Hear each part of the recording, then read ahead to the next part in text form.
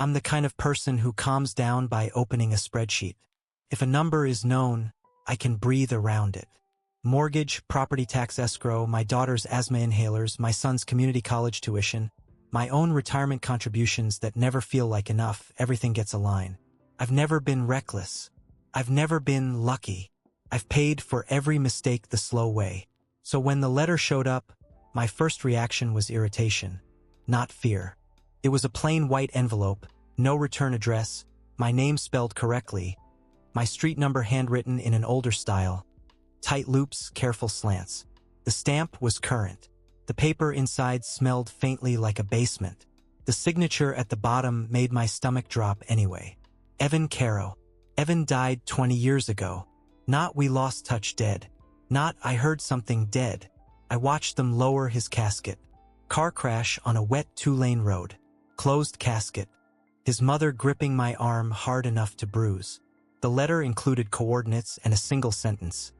If you ever needed to breathe, you'll find it where we used to hide from the cops. I sat at my kitchen counter with my mouth dry and my coffee cooling, telling myself it was a prank, a scam, some sick joke that landed on my address by accident.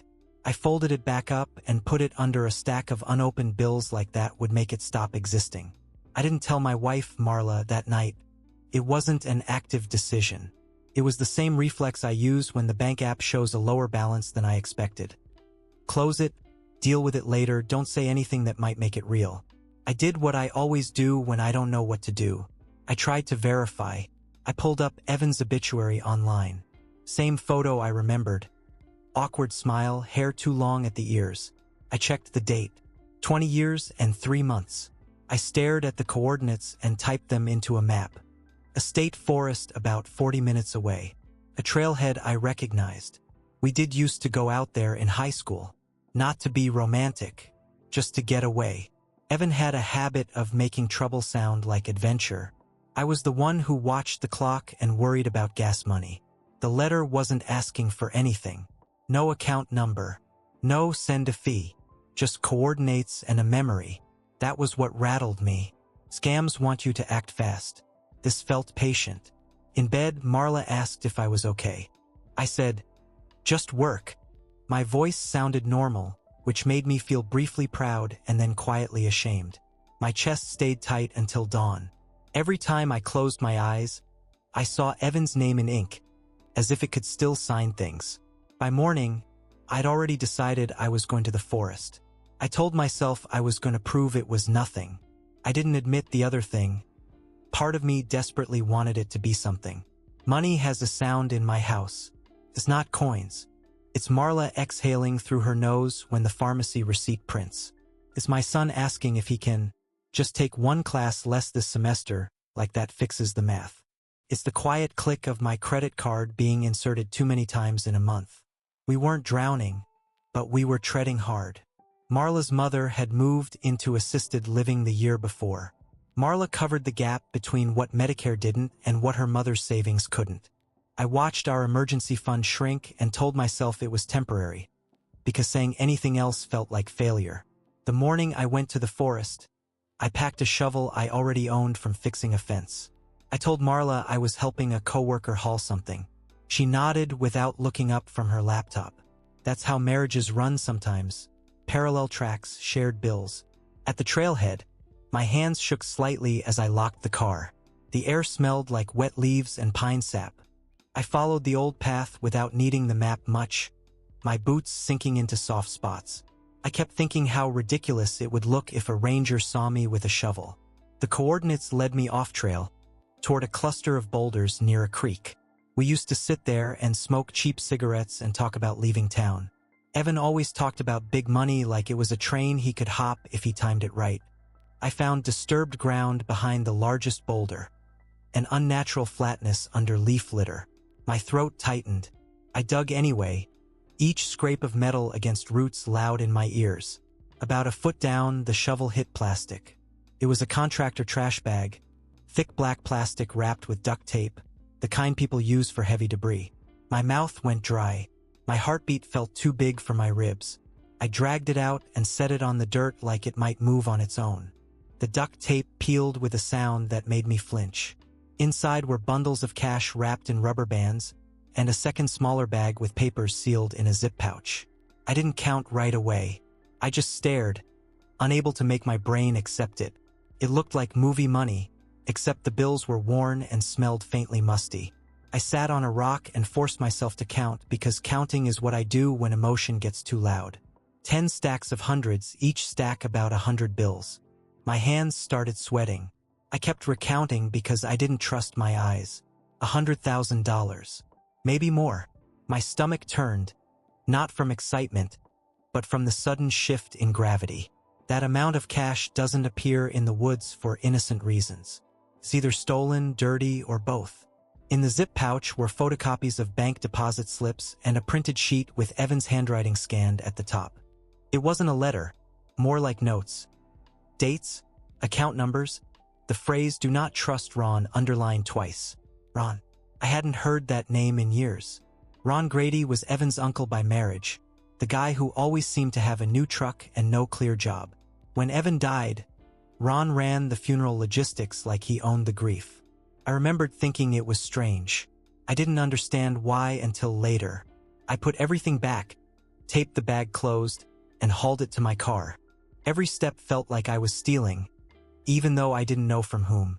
On the drive home, the cash sat in the trunk, and I drove like there was glass under the tires. Every siren in the distance made my hands clamp tighter on the steering wheel. I kept telling myself the rational thing was to call the police. Then I pictured explaining why I had a shovel and a bag of cash. Then I pictured our bank account, the assisted living invoices, my son's tuition payment due in 2 weeks. I did not call the police. That was the first morally questionable choice, and it felt less like choosing wrong and more like sliding down a slope I'd pretended didn't exist. At home, I carried the bag into the garage and hid it behind storage totes. My hands were shaking so badly I dropped my keys twice. I washed my hands like the dirt was guilt. That night, I finally told Marla I'd found something weird in the forest. I kept my voice calm, like I was discussing a car repair. I showed her the envelope and the coordinates, then, after a long pause I'll never admit out loud, I showed her the cash. Marla stared at it, then at me. Her face didn't light up, tightened. "How much?" she asked, voice flat. "About 100,000, I said. Saying it out loud made my throat close. She sat down hard on the garage step. For a moment she looked like she might cry. Then she whispered, "We could fix everything." I wanted to agree. I wanted to feel relief. Instead I felt fear, sharp and chemical. Because money like that doesn't fix. It demands. Marla's first question wasn't, "Is it legal?" It was, "Can we use it without anyone knowing?" That should have been a warning sign. But I was too busy feeling judgmental to notice what it said about me that I was still standing there. I said we needed to be careful. I said we couldn't just walk into a bank with it. I said there might be serial numbers tracking old cases. I sounded responsible because I was terrified. Marla looked at the bundles again and said quietly, "My mom's facility is threatening to move her to a lower level if we don't catch up." Her voice was controlled, but her fingers were digging into her palm. "I'm tired of begging your brother for loans and pretending it's temporary." That hit a nerve I didn't like acknowledging. My brother had bailed us out twice, each time with a smile that felt like pity. We'd repaid him, but the shame stuck. We went through the papers from the pouch together. The deposit slips were old, from around the time Evan died. There was a note about cash withdrawal to avoid holds. And again, "Do not trust Ron," Marla asked. "Why would Evan bury this and not tell you then?" I didn't know. I told her maybe he did and I forgot. That was denial talking. The truth was uglier. Evan and I weren't as close in the last year as I'd told myself. He'd gotten into something, and I'd stayed safe. Part 7. Couldn't sleep. I kept seeing the cash in the woods, the way it looked like a secret left out in the open. Around 2 a.m., I took the letter back out and studied the handwriting. I'd known Evan's handwriting. We passed notes in class, stupid jokes, plans. This was similar but not identical.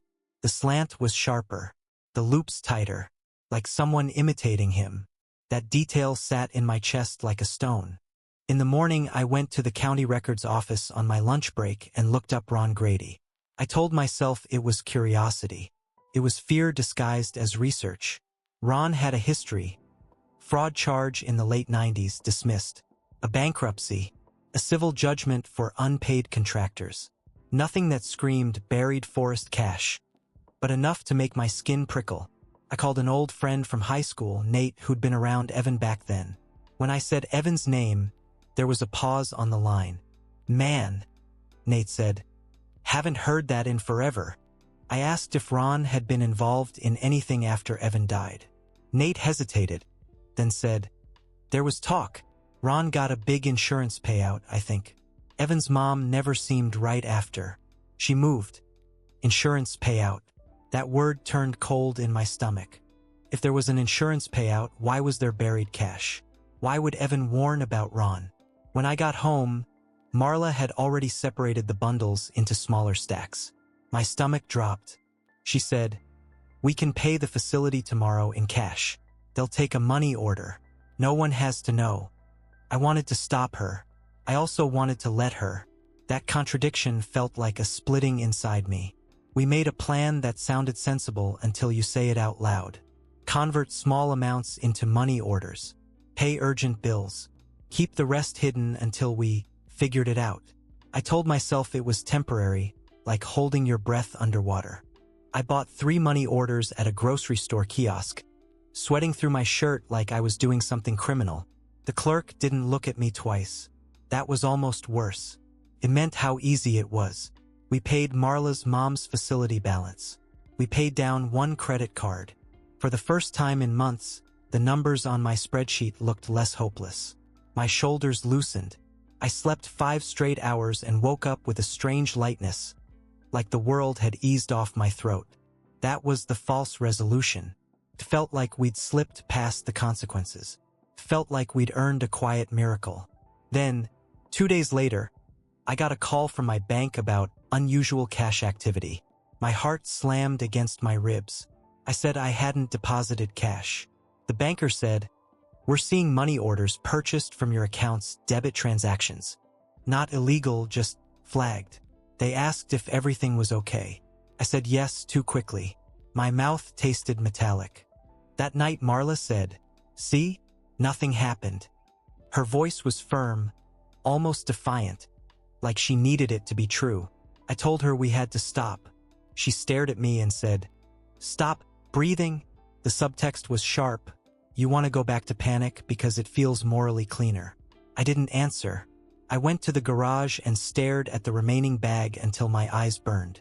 A week later, another envelope arrived. No return address. My hands shook as I opened it. Inside was a photocopy of the first letter, with a new line added in a different pen. "Don't spend it yet. Ron is watching." My stomach dropped so hard I had to sit down. I showed Marla. Her face went pale, then hard. "Someone knows," she whispered. "How?" That's when I admitted something I hadn't even admitted to myself. The letter didn't necessarily come from Evan. Someone could have mailed it now, using his name, knowing I'd react. Someone who knew our old spots, our history. Someone who knew I'd go. The cash might not have been found. It might have been placed, or at least allowed to be found. I drove back to the forest alone that afternoon, telling Marla I needed to check something. I wanted to see if the hole looked different, if someone had been there. My palms were slick on the steering wheel. The air felt colder than before. Behind the boulder, the ground was disturbed again. Not dug up, but tamped down differently, as if someone had stood there. I found a cigarette but near the creek, still white against wet leaves. I don't smoke. Evan smoked years ago, but this was fresh. I picked it up with a plastic bag and stared at it like it could talk. That's when anger first surfaced. Anger at being played, at being baited with relief. It wasn't righteous anger. It was trapped anger, like an animal in a cage. I did the thing responsible people do when they're scared. I tried to outsource the problem. I called a lawyer I found through a coworker, paid for an hour consult, and explained carefully hypothetically that I'd found cash and notes. The lawyer's face didn't change much, which told me he'd heard similar stories. He said, "If it's proceeds of a crime, possessing it is a problem. If you spend it, that's worse. If someone is using it as leverage, that's a different problem. Leverage. That word made my mouth go dry again. He asked about Evan, about Ron, about the papers. When I mentioned insurance, the lawyer nodded slowly. Life insurance fraud isn't uncommon, he said. Old cases get reopened when money moves. Old cases. Reopened. I pictured detectives at my door, my kids watching, Marla's mother's facility paid with money orders traced back to me. The relief I'd felt turned into nausea. When I got home, Marla was waiting in the kitchen with a stack of bills and the assisted living invoice, now stamped paid. She looked almost triumphant. Then she saw my face. "What?" she asked. I told her what the lawyer said. I told her we needed to stop spending and consider turning it in. Marla's eyes flashed. "So we pay back what we already used?" she said tight. "We go back to asking your brother?" Her voice held something like contempt that hurt more than shouting would have. It recontextualized the past few years. Every "we'll manage" had been her swallowing fear while I played calm. That night Marla admitted something she'd avoided saying directly. She'd already taken another $10,000 out of the bag. "Just in case," she said. She had it hidden somewhere I didn't know. My stomach dropped. "Why would you do that without telling me?" She stared at me. "Because you freeze," she said. "You call it being careful, but it's freezing. I can't live like that." Shame came before anger. I felt it hot in my face. I'd built a life around being the stable one, and here was my wife telling me stability was sometimes just another word for avoidance. In the garage, I opened the bag again and counted what was left. Less. Not just from the money orders. From Marla's hidden stack. My hands shook as I rewrapped it. I realized we'd crossed a line already, and lines don't uncross. The next morning, my brother called. We don't talk often. He said, "Hey, weird question. Did you come into some cash?" My blood ran cold. "Why?" He hesitated. "Ron Grady called me," he said. "Said he's looking for something Evan left. Said you might know." He was friendly, but it felt off. The room tilted. Ron didn't just watch. He was circling, and he'd found my brother's number, which meant he'd been digging through my life, not just the forest. I drove to my brother's house, partly because I didn't want this conversation on the phone, partly because I needed to see his face when he said Ron's name. My brother sat at his kitchen table, arms crossed, a posture I recognized from childhood when he'd already decided I'd messed up. "You in trouble?" he asked. I told him some of the truth. Not all. I said I found something connected to Evan. I said Ron was involved. I didn't mention the money orders or the assisted living payment. My mouth tasted like pennies as I spoke. My brother listened, then said, "Evan's mom came to Dad after Evan died. She said Ron was pressuring her. Said Evan had gotten mixed up in Ron's business. Dad brushed it off, called it grief." He looked at me. "You didn't know that?" I didn't. Or I'd forgotten because it didn't fit the tidy version of my past. Awareness hit like a physical thing, a tightening behind my eyes. Evan's death hadn't been just tragedy. It had been a turning point in something financial. On the way home, I got a text from an unknown number. "Don't be stupid. Bring the bag to the Old Way Station Friday. Come alone." My hands went numb on the steering wheel. A second text followed. "You already spent some. That makes you ours." Anger finally broke through shame. Not explosive, but steady and hot. They weren't just threatening. They were claiming ownership of me through money. When I showed Marla, she whispered, "This is Ron." And then, very quietly, "We can't go to the cops now. We're already dirty." We argued in low voices for hours because the kids were asleep upstairs and real life keeps you quiet even when you want to rage. I said we needed to call the lawyer, call the police, do something official. Marla said official means exposure, and exposure means losing her mother's care arrangement, my job, everything. Then she said the line that still sits in my chest. "You think legality is morality because it lets you feel superior." That was unfair and also not entirely wrong. I felt anger at her and guilt at myself at the same time. A sick blend. Friday came too fast. My palms sweated every time I thought about the way station. I told Marla I'd go. but I wasn't going to bring the whole bag. I planned to bring the papers only, see who showed, then decide. It was a coward's plan dressed as strategy. At dusk, I drove to the abandoned way station off the highway, a place you pass without thinking. The building sat dark, graffiti on the concrete. My mouth was so dry my tongue stuck to my teeth. Pickup truck pulled in behind me. Older model, dense. The driver didn't get out right away. When he did, my stomach dropped. It wasn't Ron. It was a county detective. He held up a badge and said, "We need to talk about Evan Caro." I stood there with my heart hammering, trying to decide whether to run, laugh, or vomit. The detective's voice was calm, practiced. He said they'd reopened an old file after receiving information about missing cash tied to a fraud investigation from the early 2000s. He said my name came up because I'd been in Evan's circle and because a letter had been mailed, copies sent to multiple people. Multiple people. That hit like a punch. I wasn't chosen. I was one of several hooks. He asked if I'd received anything. I lied reflexively, the way you lie when you're cornered and ashamed. "Just a weird letter," I said. "No money." The detective looked at me for a long moment. Then he said, "Your bank flagged money order purchases. Not illegal, but notable given the context." My stomach turned. The false resolution was gone. The system had noticed. The ledger I thought I controlled was visible. He said, "If you have it, returning it voluntarily matters." His tone wasn't threatening, but his eyes were tired, like he'd seen people convince themselves into trouble. I drove home shaking so hard I had to pull over once and breathe into my hands. When I told Marla, she went very still. Then she said, "They're not after Ron. They're after whoever touches the money." We both understood what she meant without saying it. We were now the easiest target. The money had done what it always does. It had chosen the weakest point in the chain.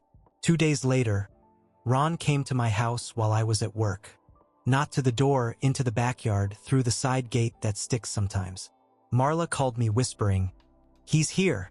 I heard my son laughing upstairs in the background, oblivious, and my stomach dropped with a sick twist of protectiveness and rage. When I got home, Ron was gone, but a note was taped to the inside of the gate. "Bag by Sunday or we talk to the detective about the facility payments." He had receipts. He'd been watching longer than I wanted to believe. Marla admitted, finally, that Mia from her office, someone I'd met twice, had asked casual questions about money months ago. "I thought it was gossip," she said, eyes wet. "I didn't think it was this." Denial had been a group project. We turned the remaining bag and papers in through the lawyer. Not out of purity, out of panic.